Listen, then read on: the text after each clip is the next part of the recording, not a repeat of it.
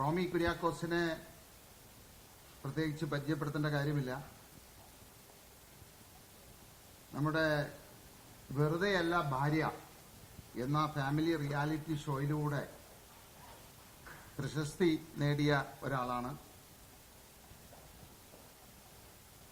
അതുകൂടാതെ റോമിയുടെ ഭാര്യ നിതയും ഇന്ന് സോഷ്യൽ മീഡിയയിൽ രണ്ടുപേരും വളരെ ഇൻഫ്ലുവൻസറായിട്ട് പ്രവർത്തിക്കുന്നവരാണ്. ഒട്ടനവധി സോഷ്യൽ മീഡിയയിൽ തരംഗമുണ്ടാക്കി വലിയൊരു ശ്രദ്ധ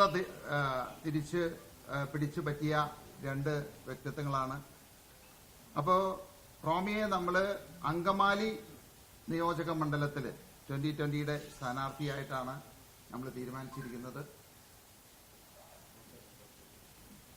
അപ്പോൾ അങ്കമാലി നിയോജക മണ്ഡലത്തിൽ 2020 സ്ഥാനാർത്ഥിയായിട്ട് മത്സരിക്കുകയാണ്.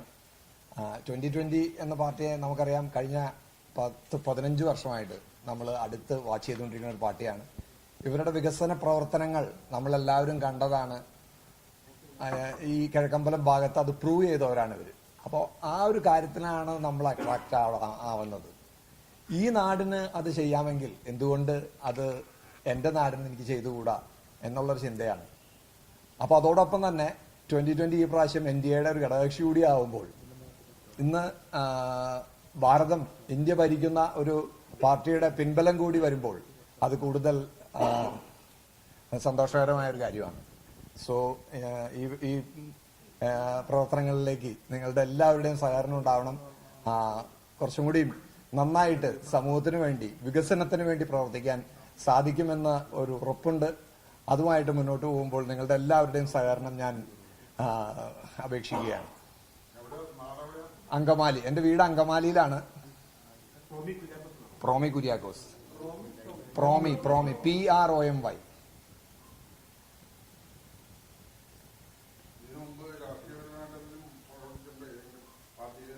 രാഷ്ട്രീയപരമായിട്ട് പ്രവർത്തിച്ചിട്ടുണ്ട്. ചെറുപ്പം മുതൽ കോളേജ് മുതലുണ്ട്. KSUവിലായിരുന്നു.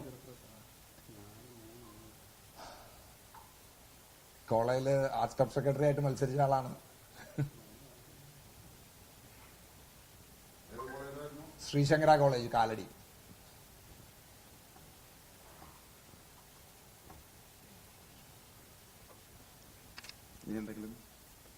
അപ്പോ ഏതിന്റെ ഇല്ല.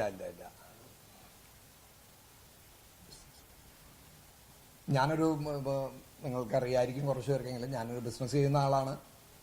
അയൺ ആൻഡ് സ്റ്റീലിന്റെ ബിസിനസ്സാണ് എനിക്കുള്ളത്. സോ ആ ബിസിനസ് ചെയ്യുന്നതിൻ്റെ ഒപ്പം തന്നെ നമുക്ക് സമൂഹത്തിന് വേണ്ടിയിട്ട്, വികസനത്തിന് വേണ്ടിയിട്ട് എന്തെങ്കിലും ചെയ്യാൻ സാധിക്കുക എന്നുള്ളതാണ് എൻ്റെ ഒരു ലക്ഷ്യം.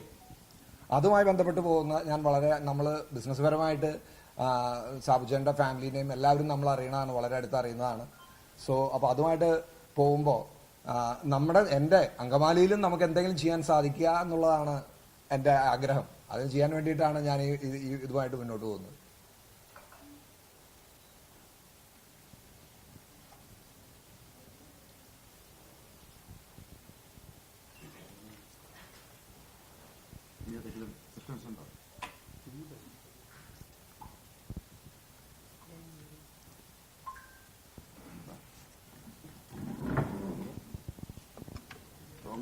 നമ്മള് സ്വാഗതം ചെയ്യുകയാണ്.